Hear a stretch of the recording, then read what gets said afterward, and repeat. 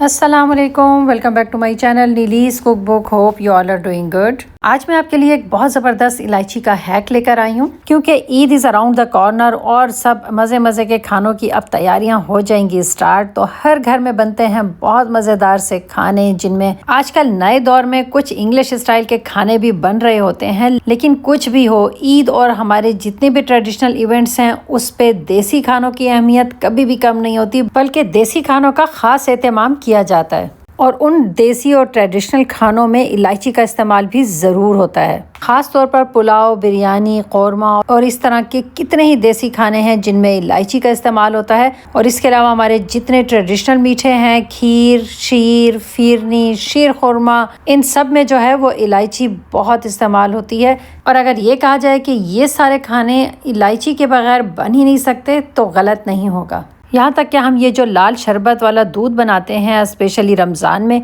तो इसमें भी हम इलायची ज़रूर डालते हैं, क्योंकि दूध से बने हुए जितने भी मीठे होते हैं उसमें इलायची बहुत ज़रूरी होती है, क्योंकि इससे दूध की हीक जो है वो कम हो जाती है।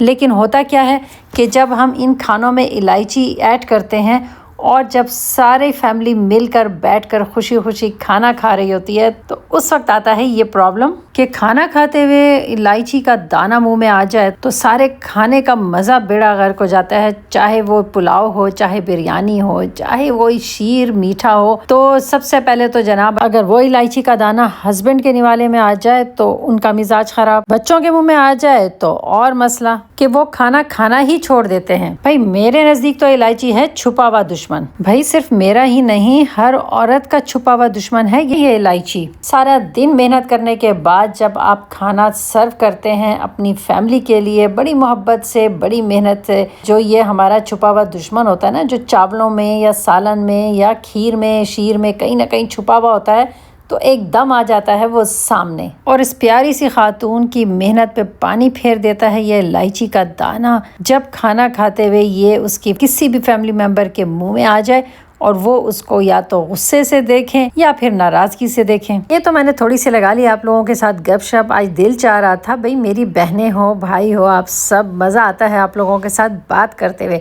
लेकिन अब चलते हैं उस हैक की तरफ जो कि मैं आपको बताने जा रही हूँ। तो अभी ये सारे प्रॉब्लम जो मैंने आपको स्टार्ट में बताए ना इलायची के दाने के, तो खुद हमारे साथ भी हुए हैं और आपके साथ भी हुए होंगे। तो मुझे ज़रूर कमेंट बॉक्स में कमेंट करके बताइएगा कि किस किस के साथ ये एक्सपीरियंस हुआ है कि इलायची के दाना मुंह में आया और सारे टेस्ट का बेड़ा गर्क हो गया। मैं जब भी खाना बनाती हूँ, चाहे मैं मीठा बनाऊँ, चाहे मैं नमकीन बनाऊँ, अभी रिसेंटली मैंने जो है ये कुछ डिशेस बनाई हैं और मैंने उसमें इलायची ऐड की है।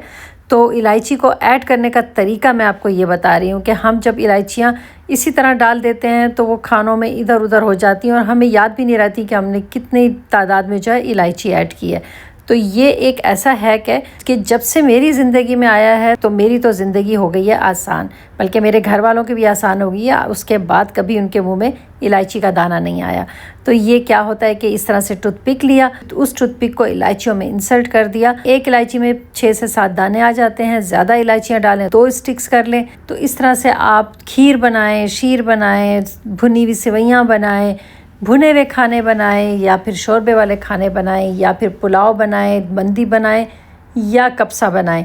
तो सब में जो है आप इस तरह से इलायची ऐड कर सकते हैं। चाहे भुने हुए खाने बनाएं या शोरबे वाले, तो बेफिक्र होके बनाएं। इस स्टिक में से या इस टूथपिक में से इलायची कभी भी नहीं निकलेगी।